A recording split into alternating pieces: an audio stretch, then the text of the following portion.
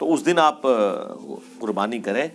اور سورہ حج میں آیا کہ 3 کیٹیگریز میں گوشت کو ڈیوائیڈ کرنا ہے، یعنی ایک پریفریبل ہے، غریبوں اور مسکینوں کو دیں، رشتہ داروں کو دیں، اور خود بھی استعمال کریں. اور اس میں مسلم اور غیر مسلم کی بھی کوئی تفریق نہیں ہے، آپ کسی کو بھی دے سکتے ہیں. اس دن جو لوگ مانگنے آتے ہیں سب کو کچھ نہ کچھ دے کر بھیجا کریں. انہوں نے کون سا روزانہ آنا ہوتا ہے، سال کے بعد آتے ہیں. تو آپ قربانی کریں. یہ نہیں ہے کہ اچھا گوشت تھوڑا سا سائڈ پہ کر کے اپنے لیے کر دیا اور باقی گوشت جی میں نے اپنا زیادہ گوشت اللہ کی راہ میں دیا ہے. وہ زیادہ دیا آپ نے ناقص والا، ہاں جی، جس کا بہترین قیمہ نکلنا تھا وہ تو آپ نے سائڈ پہ کر لیا. ران کا گوشت آپ نے سائڈ پہ کر لیا. لن تنالوا البر حتى تنفقوا مما تحبون. تم نیکی کے اعلیٰ درجے کو اس وقت تک پہنچ ہی نہیں سکتے جب تک کہ اپنی پسندیدہ چیزیں اللہ کی راہ میں قربان نہ کر دو. پسندیدہ چیز خوبصورت جانور ہو، لیکن اس میں ریاکاری نہ ہو کہ جی یہ امریکن بیل ہے جی 30 لاکھ کا ہے، اس میں چپ بھی فٹ ہے. ہاں 3 لاکھ بھی گئے، قربانی بھی گئی. ہاں ریاکاری ہوگی نا. مسند احمد میں واضح حدیث ہے، جس نے دکھلاوے کے لیے نماز پڑھی اس نے شرک کیا. حالانکہ نماز تو اللہ کی پڑھ رہا ہے لیکن ساتھ نیت ہے کسی اور کو خوش کرنے کی. جس نے دکھلاوے کے لیے روزہ رکھا اس نے شرک کیا. جس نے دکھلاوے کے لیے صدقہ کیا اس نے شرک کیا. یہ صدقہ ہے نا اللہ کی راہ میں، پنجابی والا صدقہ نہیں. کوئی بھی نیکی کا کام اسے صدقہ کہا جاتا ہے. تو یہ قربانی صدقہ ہے نا. یہ شرک ہو جائے گی اگر کسی کو دکھلاوے کے لیے کی.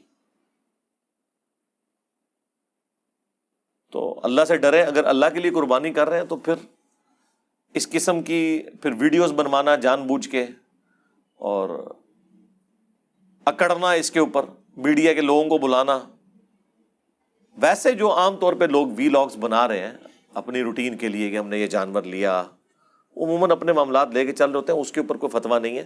فتویٰ ان کے اوپر ہے جو لوگ اس کی زیادہ زیادہ قیمتیں بتا رہے ہیں اور روب ڈالنے کی کوشش کر رہے ہیں کہ ہم نے بڑا مہنگا جانور لیا.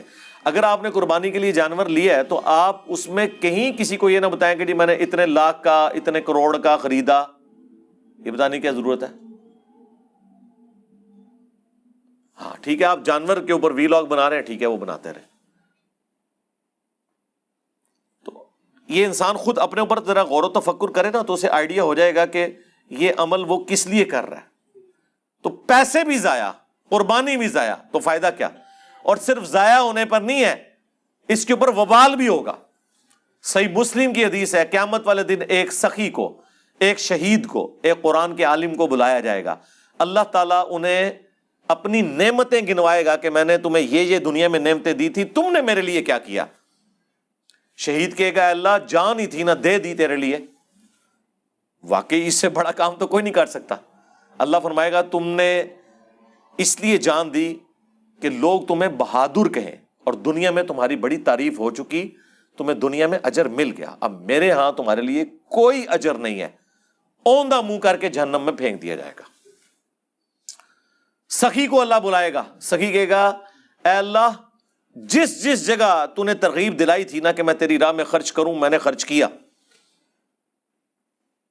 بلکہ آج کے دور میں تو بات کی جائے، میں نے مسجدوں کے اندر اپنے نام کی پلیٹیں بھی لگوائیں کہ یہ فلاں نے وضو خانہ بنوایا ہے، یہ مسجد فلاں نے بنوائی ہے.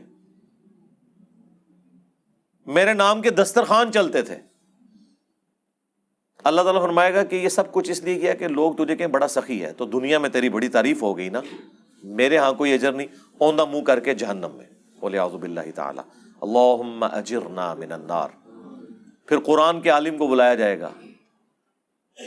وہ کہے گا یا اللہ میرا تو اوڑھنا بچھونا ہی قرآن تھا. اللہ تعالیٰ فرمائے گا یہ اس لیے تھا کہ لوگ تجھے کہیں کہ بڑا تو قاری ہے، تو بڑا عالم ہے. اور آج کے دور میں تیرے ناموں کے ساتھ دھمیں لگا کرتی تھی آگے پیچھے. اگر کوئی نام تیرا مختصر لیتا تھا یا اشتہار کے اوپر نام چھوٹا لکھا ہوا ہوتا تھا تو ناراض ہو جاتا تھا، ایسے جلسوں میں نہیں جاتا تھا. یہ ہوتا ہے پریکٹیکلی، ہمیں تو فرسٹ ہینڈ نالج ہے نا. تو دنیا میں تیری بڑی تعریف ہوگی، آج میرے ہاں تیرے لیے کوئی اجر نہیں ہے. اوندھا منہ کر کے جہنم میں پھینک دیا جائے گا۔ اب کسی کو اگر ان 3 اعمال سے بڑا کوئی عمل پتا ہے تو مجھے بتا دے۔ شہید، نمبر 2 سخی، اللہ کی راہ میں خرچ کرنا، اور نمبر 3 قرآن کا عالم ہونا۔ ان 3 اعمال سے بہتر کوئی عمل نہیں ہو سکتا کہ کوئی اللہ تعالیٰ کے لیے اس پلانٹ ارتھ پہ کر سکے، لیکن تینوں کا انجام جہنم ہے، صرف ریاکاری کی وجہ سے۔